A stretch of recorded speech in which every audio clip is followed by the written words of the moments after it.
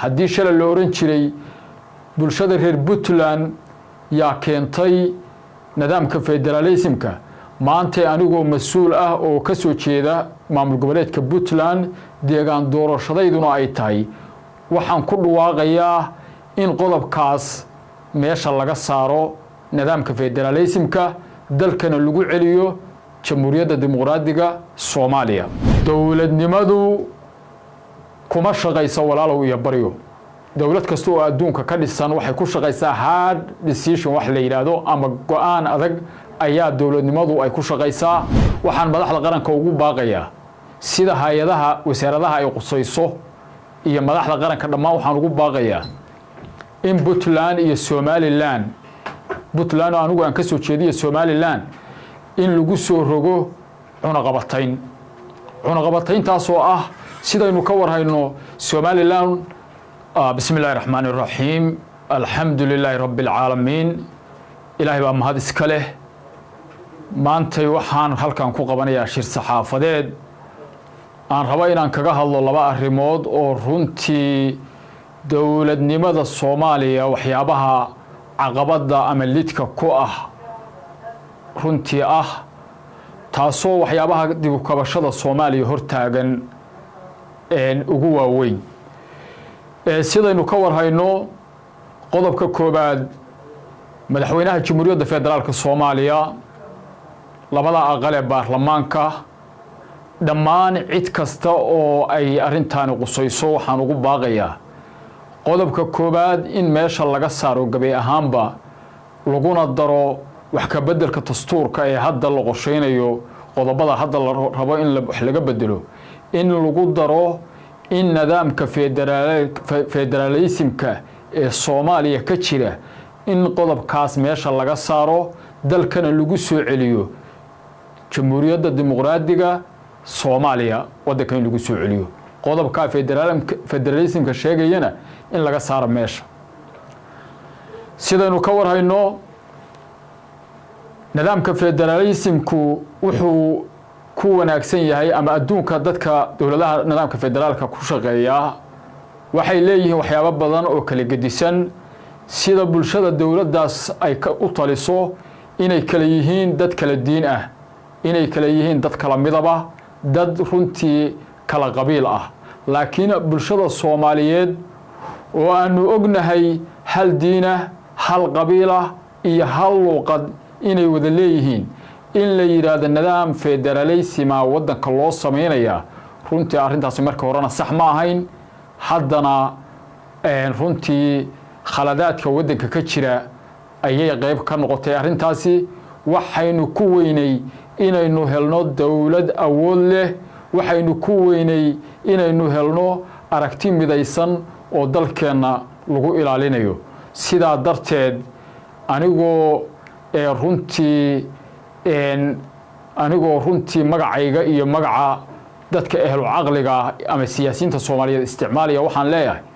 qodobka waa in meesha laga saaraa haddii shalay la oran jiray bulshada reer Puntland yaa keentay nidaamka federalismka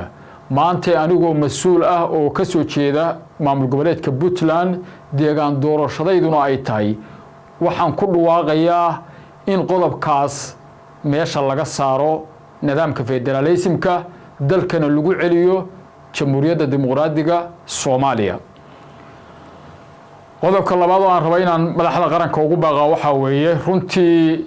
sidaynu ka warhayno maamul goboleedyada wadanka ka jira 6 maamul goboleed ayaa wadanka ka jira Somaliland Puntland Galmudug Hirshabeelle Koonfur Galbeed iyo Jubbaland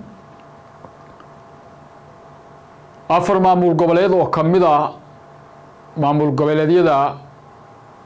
dawladda federaalka hoos yimaada waxay si dhow ula shaqeeyaan dawladda federaalka ee Soomaaliya waana ku mahadsan yihiin laba maamul oo kala ah waqooyi galbeed ee Soomaaliya iyo waqooyi bari ee Soomaaliya oo loo kala yaqaan Puntland iyo Somaliland inay nidaamka wadanka ka jira iyo dawladda Soomaaliya ay u hoggaansamaan arintaas way diideen caqabada Soomaaliya maanta ka taagan bayna qayb ka yihiin waxaan madaxda qaranka ugu baaqayaa sida hay'adaha wasaaradaha ay qusayso iyo madaxda qaranka dhammaan waxaan ugu baaqayaa in Puntland iyo Somaliland Puntland anigu aan ka soo jeediyo Somaliland in lagu soo rogo cunaqabatayn taasoo ah sidaynu ka warhayno Somaliland xoolaha ka dhoofaya ama ganacsiga ka imaanaya caalamka meelihiisa kala gedisan waxay ku dhoofaan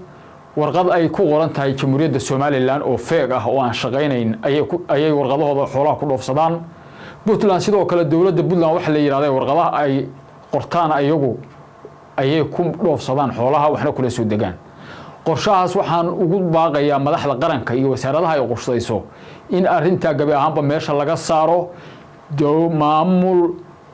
goboleed aan shaabada dawladda Soomaaliya waxaan ahayn inaysan dawladda federaalku ogolaanin in xoolo lagu dhoofiyo ama ganacsi uu ku soo galo dalka sida wasaaradda ay qusayso wasaaradda maaliyadda iyo wasaaradda ganacsiga waxaan ayagana ugu baaqayaa inay shaqadooda gutaan oo ganacsi aan wasaaradda ganacsiga ka haysan mandate iyo saxiix inaysan dalka waxna ka dhoofin waxna soo gelin wasaaradda maaliyadda sidoo kale inta waxa uu heliya waa inuu ognahay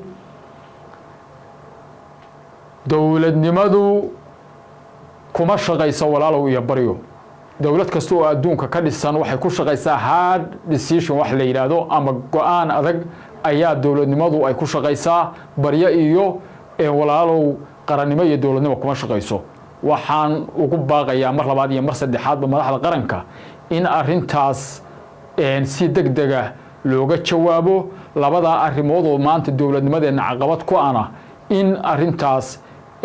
si degdeg ah looga soo jawaabo aad iyo aad baan idin salaamayaa wa billahi tawfiiq. Assalamu alaykum wa rahmatullahi ta'ala wa barakatuh.